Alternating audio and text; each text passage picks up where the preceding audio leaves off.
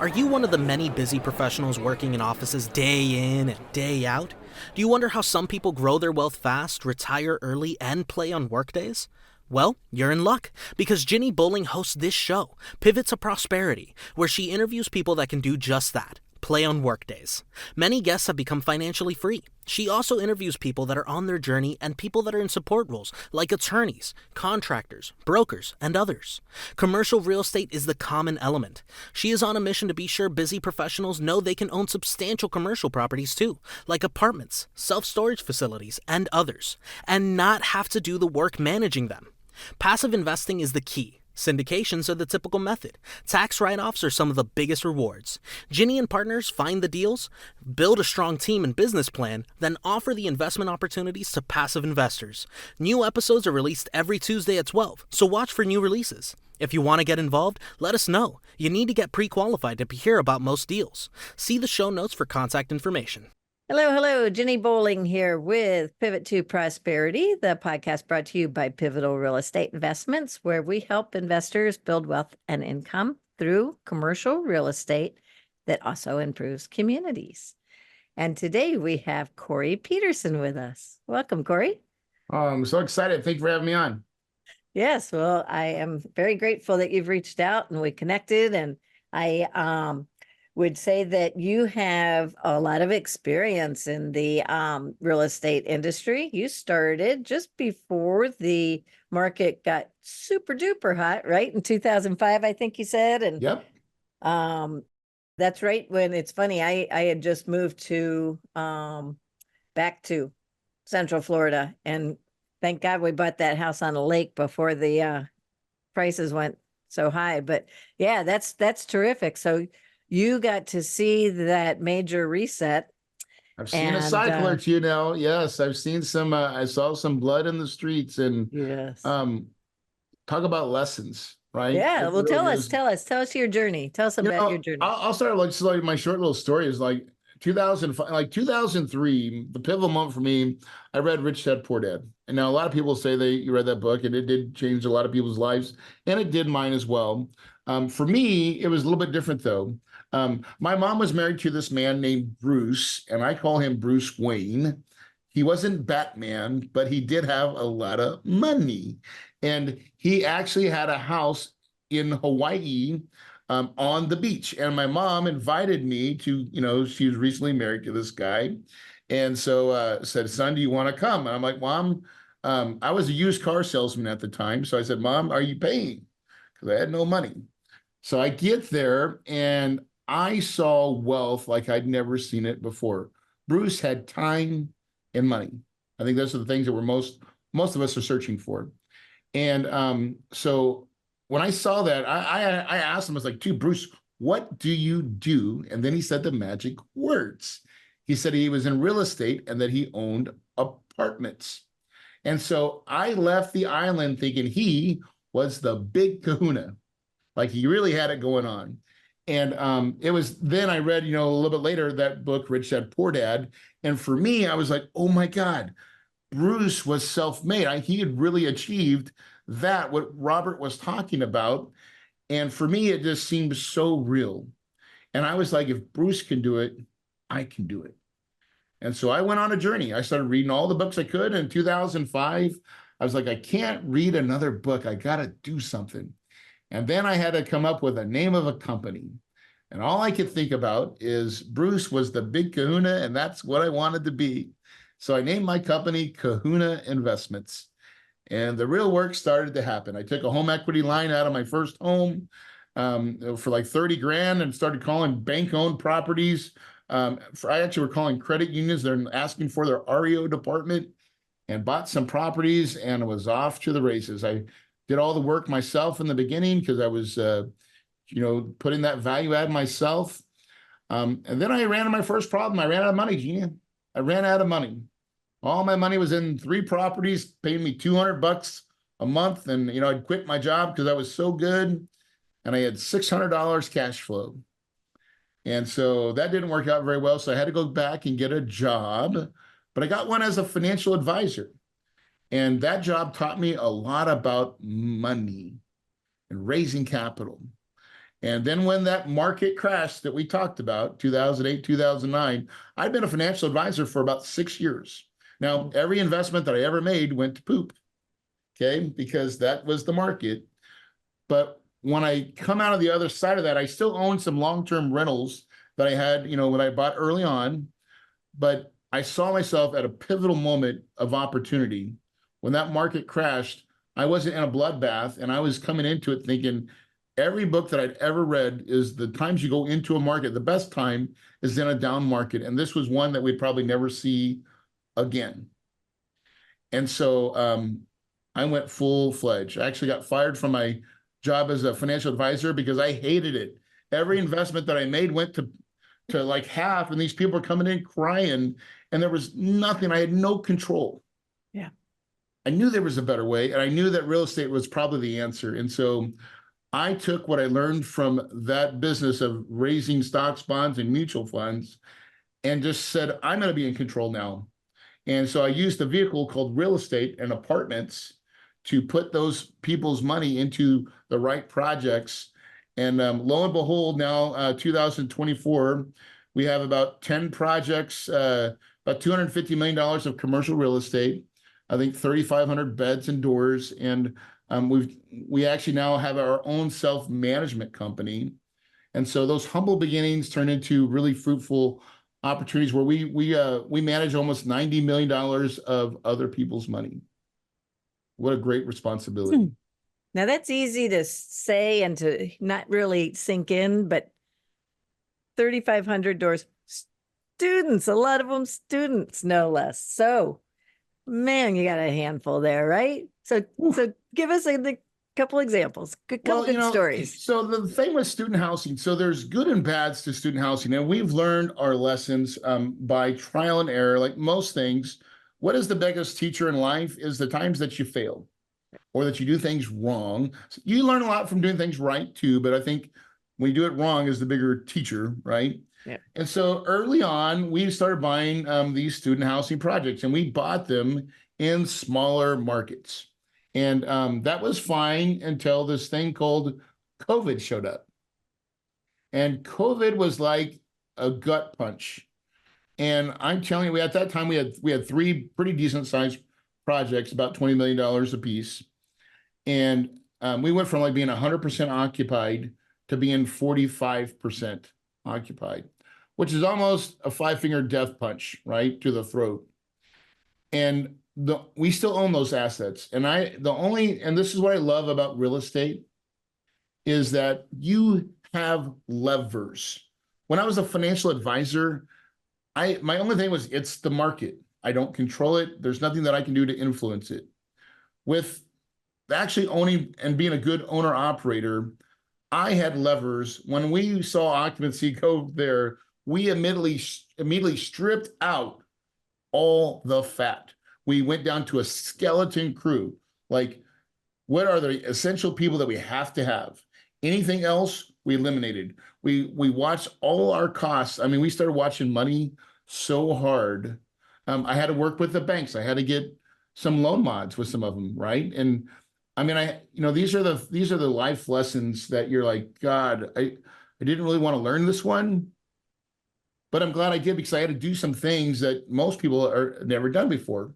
And I had to negotiate, I had to solve, I had to really work and put on my hat and ask lots of questions and be resourceful. And, Jenny, these are the things that, owner operators have to do. They have to do well, and they have to be really resourceful in times of turmoil. And so, but we got through it. And the best part of that is we also picked up 3 new deals during COVID. Why? They say to buy when there's blood in the streets. And so there was also some other people that were hurting. So we bought 3 bigger deals in bigger markets, meaning D1 schools, right? The bigger solid colleges. Right. And we improved our portfolio tremendously by buying. And we realized that, in the beginning, we were buying in markets we probably shouldn't buy. So the one thing with students is most people think that, college is 9 months, but most tenants pay 1-year leases. They also have parents that personally guarantee their lease. And that's the beauty of it, is because mom and dad normally pay. They don't want to ruin their 750 credit score for their kid because their kid didn't pay their their rent for their bed. Now it's rent by the bed, and so that's beautiful because your cost is still like most multifamily deals, is by the door, right? You run multifamily by the door, and then you have a cost kind of per door. And so that's the same. But when we rent it by the bed, we can raise rents and have almost a higher essential rent raise, exponential growth in that income side, but we have nice flat straight line growth for expenses. I say that, but knock on wood, we all know that the cost of insurance has went up 100% in most markets, it feels like, right? Yeah. But that's kind of my short story of like some of that stuff. But the craziness with is kids, right? Kids are crazy. Like we all remember when we were in college. Hopefully, if we went now, I didn't go to college, so I don't have this experience. But I can only assume my daughter has, and my son's about to. And what do? They still put holes in walls. So we usually have to be really good at drywall repair. Not so bad, right? But and they like to party. So, we've got to really control, and we do that with security and cameras, and we always got to let them know big boy brother's watching. But the, good outweigh the bad in the right marketplace, it's consistent. So what I love about student housing is almost, besides COVID, it is almost recession proof, because if your kids are, no matter what the economy is doing, when your kids turn 18, and they're going to go to college, they're going to college. It does not matter what the economy is doing, right? And so now, with that said, now smaller colleges are getting smaller, so enrollment keeps going down, right? And that's in the smaller colleges, but the bigger colleges keep on getting a little bit bigger. So Really? so it's really weird. The smaller colleges are getting smaller, bigger colleges are getting bigger, and so buy in big markets if you're looking for student housing, right? And on some properties, I would be hard pressed to screw it up, meaning we're always going to lease up. No matter what we do, we're getting 5 to 6% increases year over year, not 3%. So it's a beautiful business when run right, but we've also made some mistakes of buying in the smaller markets. Those ones are a lot tougher. We have to do a lot of marketing. We still fill them up, but it takes a lot more, like, truly work. But on the big schools, we almost can set it and forget it. That's great to hear. Yeah, there's a little bit of an easy button in there in the bigger schools. And this is the perfect place to segue, I think, because you're talking about lessons learned and whatnot. And you wrote a book about how to vet the operator. Yeah, right? I wrote a book. Yep, I wrote a book called Trust But Verify, The Passive Investor's Guide to Evaluating Real Estate Syndicators. People like us, right? Yep. And the reason for it is because I realized in the marketplace, like, if I was a new investor and I knew that I didn't want to do stocks, bonds, or mutual, I wanted an alternative to the stock market. And I knew this, but then the question is, what do I ask a guy like me or you? And sometimes you don't even know the right questions. So we wrote a book to really help that person. And by the way, if you want to get this book, if you guys will text the word trust to 480-500-1127. So the word trust, 480-500-1127. We'll actually, my team will send you the book for free. And we'll put that in the show notes if you want. Yeah. My gift to you for letting me come on your podcast. So thank you so much. Oh, thank you. Do I get a signed one? I will send you a signed one. Absolutely. Nice. Okay. Well, so tell us a bit about what you consider the most critical piece of doing the trust but verify process. I think I'm not asking you to give everything away. No. Well, so I think there's a couple things. One, you have to inspect the business, the syndicator. In other words, like, what you really want is someone that has track record, right? Or is partnered with someone that has track record. They should be able to open up some of their financials very easily. You should be able to get, and when you're looking at financials, you don't want just a T12. You want a balance statement. You want, AP, AR. You want a full-fledged financial accounting, balance sheet, cash flow analysis. You want to be able to look at the books. Now, you may not understand it, right? But the first step is to just get some information, right? And they should be able to easily and happily provide you with these types of financial audits. Now, if they can't, I'd be like, what are they hiding, right? You should have full transparency, right? The other thing is, do they have investors that they can share so you can call and ask them about the good, bad, and the ugly? And so we do this all the time. We'll say, hey, listen, when we have a new investor onboarded, we'll say, listen, let me give you someone new that just came in, someone in the middle, and a long time seasoned guy, right? Those are 3 different stories. And I'm going to purposely give them people that have been in the crap with me, like have been through some hard deals, because I think those authentic stories are more powerful than just, I've not met anybody yet that's like, I see these all the time. Like the people they get on Facebook and they market their, oh, we're so perfect. Listen, you have not been doing it long enough then, right, my friend? Because I'm just telling you, real estate is not perfect. Now, it's a lot better than the stock market, in my opinion, but we still have peaks and valleys and markets and cycles. And you're looking for someone that's been through some cycles and have some battle scars. And you want to see, what did they do in those rough times? And that would be what I would be trying to search for, is understanding in those economic difficulties, how did this syndicator operate, perform? What do the investors say about him, right? Because, there's times I think we've all had where we've paused some payments from deals that we bought, a couple of years ago, right? Just because when interest rates went up double, cash flow is no longer there. Some of us had bridge loans. I had 3. I've got one more bridge loan to get out of this by the end of this year. And thank God then I get them all off my plate, but they were tough to manage, right? And so anybody that doesn't have these stories probably hasn't been doing real estate long enough. And so that's what I'd be looking for, is show me some history, show me some tough times, because that's what you're buying when you're investing with a syndicator, is their track record and who they are and how they operate under times of duress and stress. So very true. Excellent. And do you look for since you're an owner operator, it's a little different.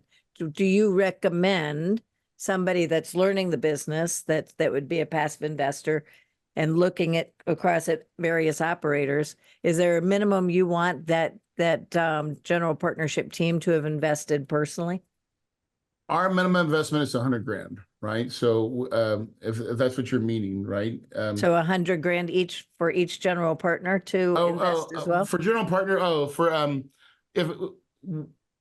GP people, we would look that they bring in $1 million, right? So if they're going to be a part of my GP, like if we have partners that are like, and most of those partners are either students that have already been through our curriculum or people that we have really great relationships. So these are like fund of funds that they say, hey, Corey, we can bring $1 million to your party, right?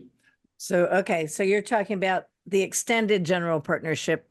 I'm trying to refer to the initial boots on the ground team, the core, the folks that put together the business plan.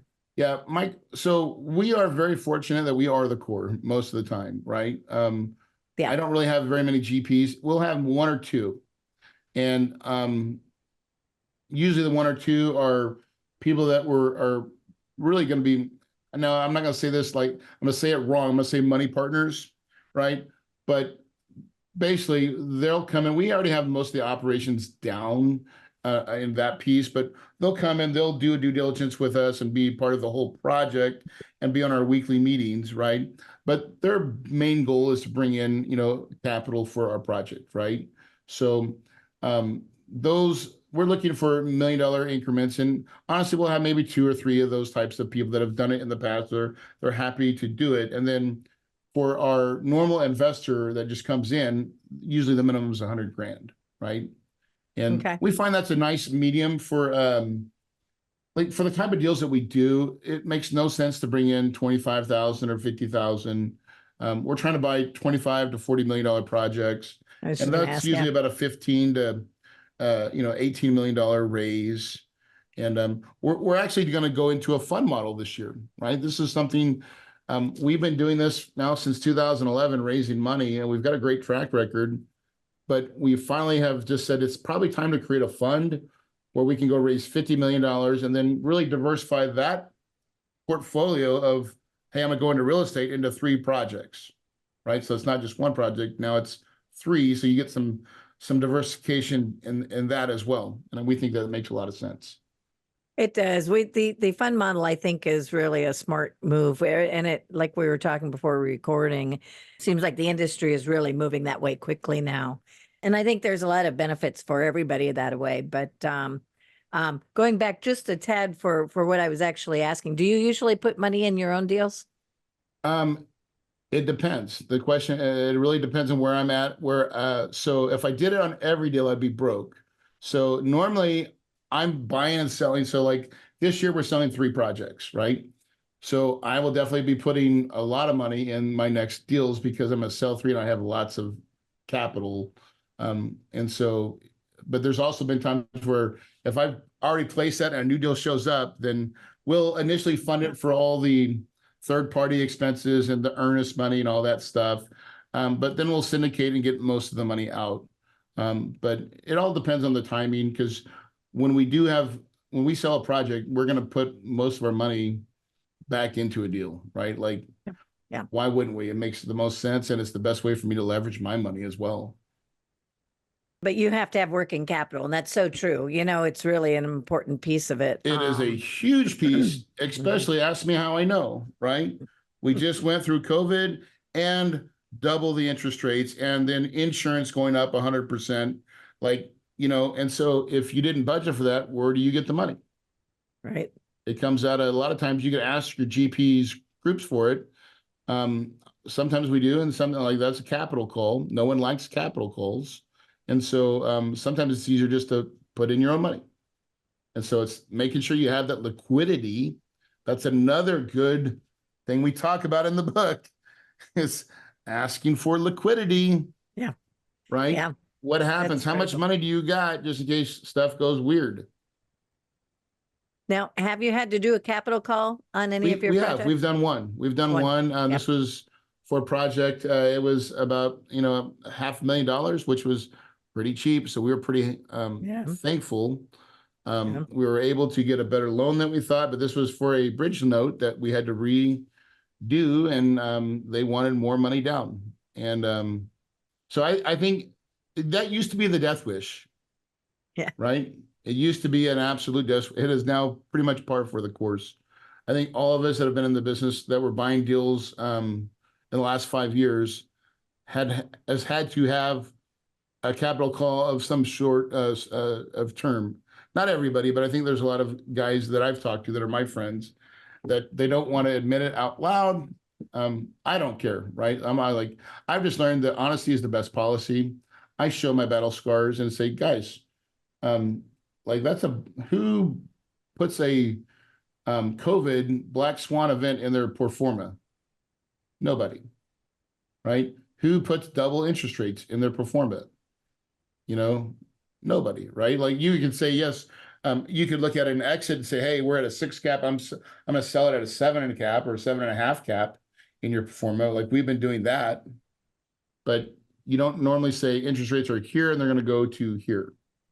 Now, luckily, we bought cap rates on most of those projects, and those cap rates are paying pretty good. It's just when you have to renew that loan. So like we've been going from bridge notes to normal notes, and the only way you can do that is you have to be able to cash flow and make you had to do your business plan in that 2 years that were in that bridge.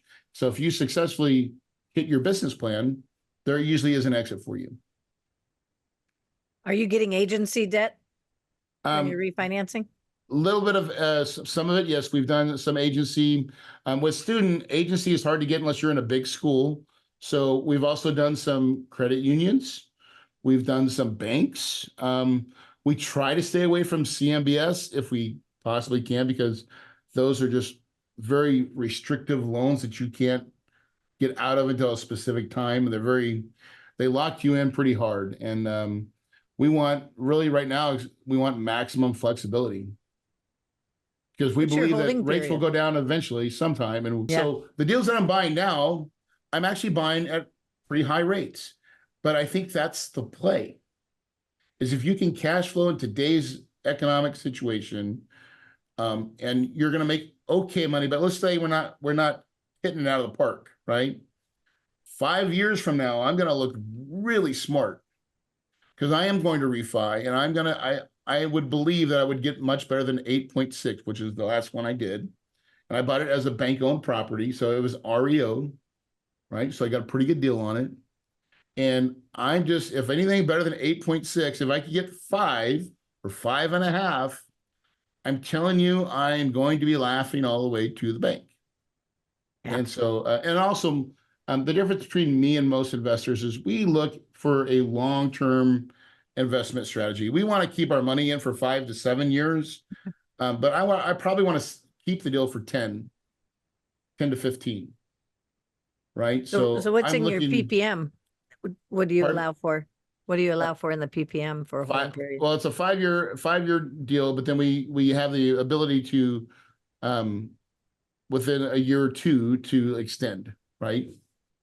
So it really is up to the sponsor's prerogative. Now, this is money, and so you have to listen to your capital. Sometimes your capital, like, listen, we really need to get out, right? And so, but sometimes they're patient, right? They're like, if you can make the value statement of, guys, I know we're here, but we think that a year from now it's going to make a lot more better sense. Most people are pretty smart when it comes to that decision. They'll be like, yep, as long as we can, maybe there's some benchmarks we got to hit to show that we're going the right way. But just like, right now is a horrible time to sell unless you have to. Right. So it's like trying to be smart about exits, and really, honestly, it's communicating with your investor pool. Right. Let them know what's Right. going on. Well, that is good advice. And I think that we ought to just touch on also I think you said that you had a mastermind, right? Mhm. And so you have worked with a lot of students over the years. And so they're typically the ones that you're partnering with. Is that what you said? Yeah, and we actually just shut our mastermind down. So this is something I've been doing for almost, gosh, maybe 6 years now, 7 years. And I think we've finally, it's not that we don't like it. It's just, it's another business, right? To be a guru, to teach, coach, and mentor is another complete business. And so as we've been defining our company and going through what we call traction, and our, kind of our 3-year, 5-year, and 10-year plan, we want to become a family office. And truly, to do that, being an info business doesn't really align with our goal of owning and operating property. So this year, we finally stopped that piece of our business. And it was hard because, honestly, I love talking about real estate, right? And everything that's happened in between. But I know as a company, I have to make the decision to say, listen, we have a property, one company that goes out and buys properties. We have another one that manages it. And the one that manages it is a lot of work as well. And we're talking tenants and toilets, right? So we have, 54 employees. We have, a full integrated staff, accounting staff. Like, we do it all nuts to bolts. And so doing that and buying new properties are 2 full-time gigs. And we just said that the mastermind and all the gurus and selling courses and things like that just takes too much work and too much effort, and it doesn't have the best ROI. So All we've right. just moved into ourselves into, and we still have our podcast has been out there for 6 years.